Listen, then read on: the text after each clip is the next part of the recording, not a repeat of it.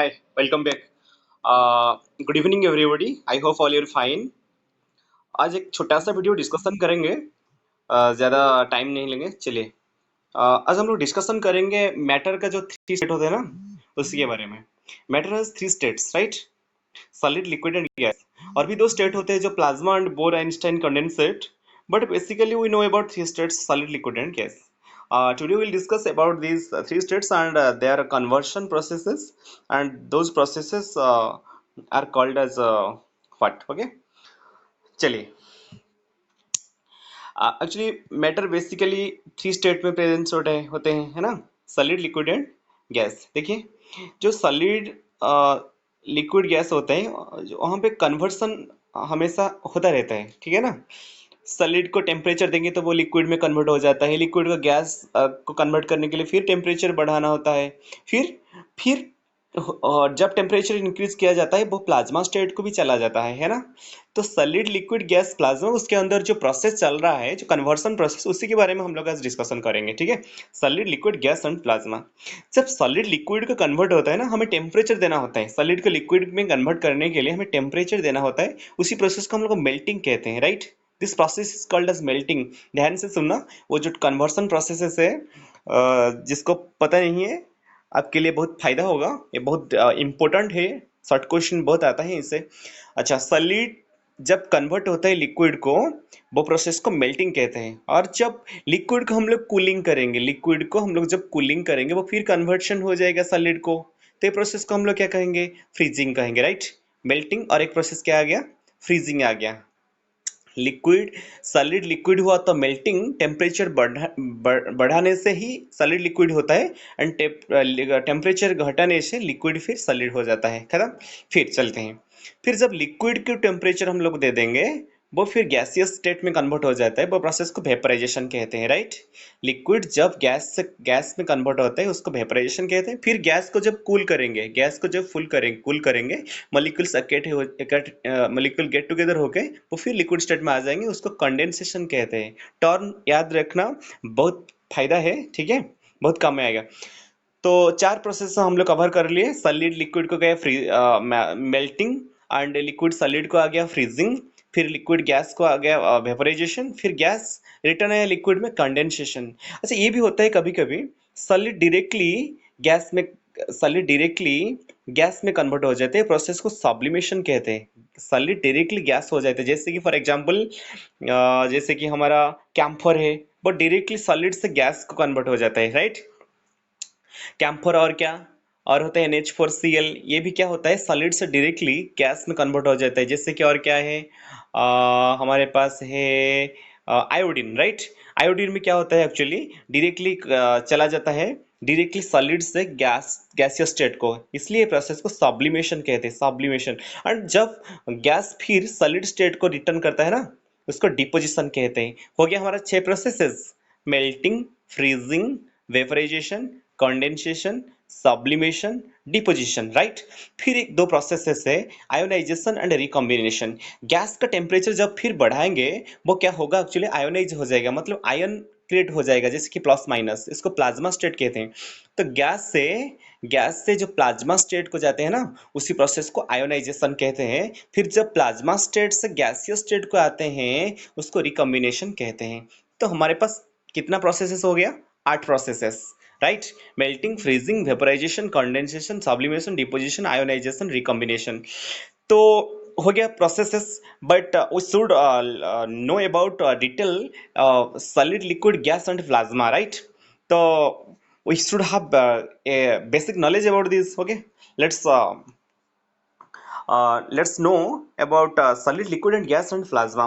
First of all, we will learn about solid, liquid and gas. पता होगा solid वो होते हैं जिसका डेफिनेट शेप होता है, डेफिनेट वॉल्यूम होता है ना? लिक्विड जो होता है उसका डेफिनेट वॉल्यूम तो होता है, बट डेफिनेट शेप नहीं होता है, right?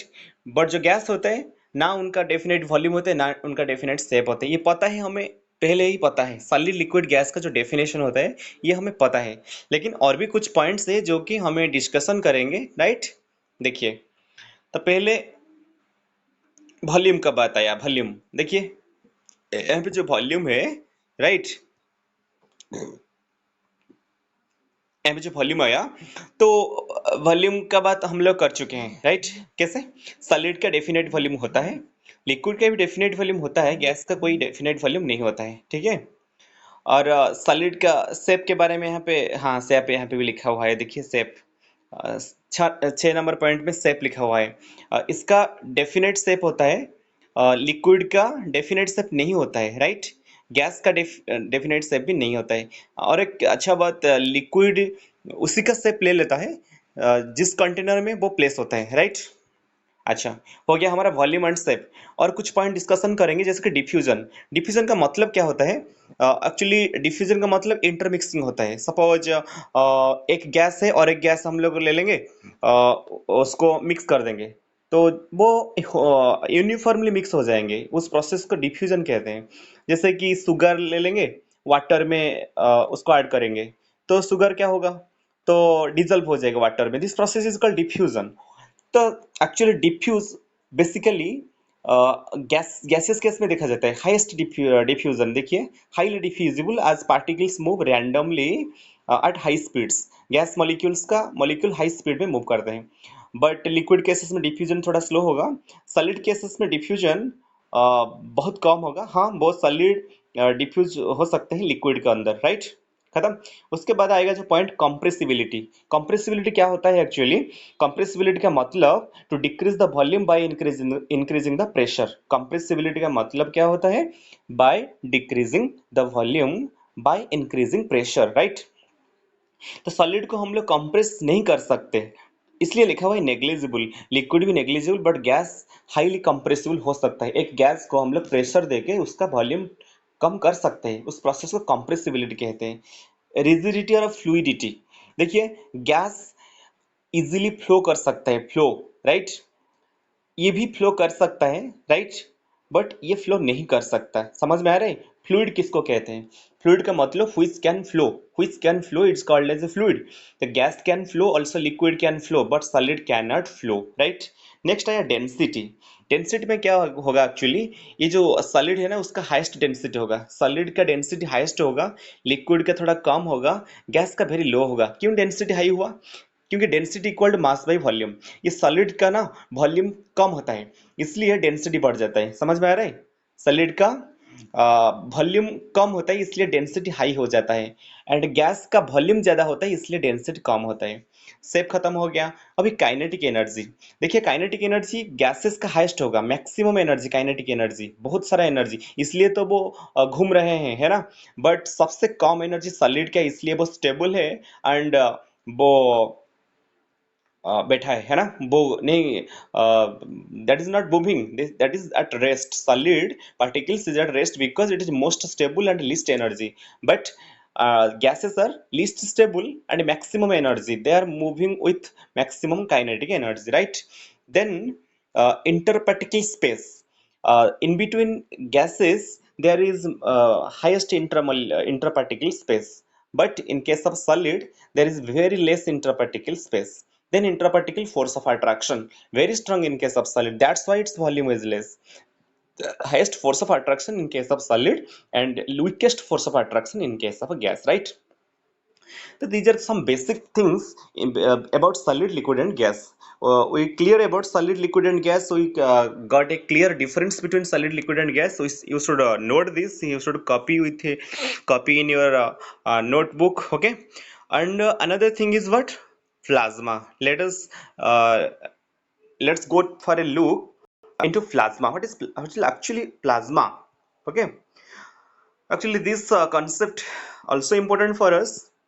What do we call as a plasma? पहले हम लोग डेफिनेशन देख लेते हैं, देखिए।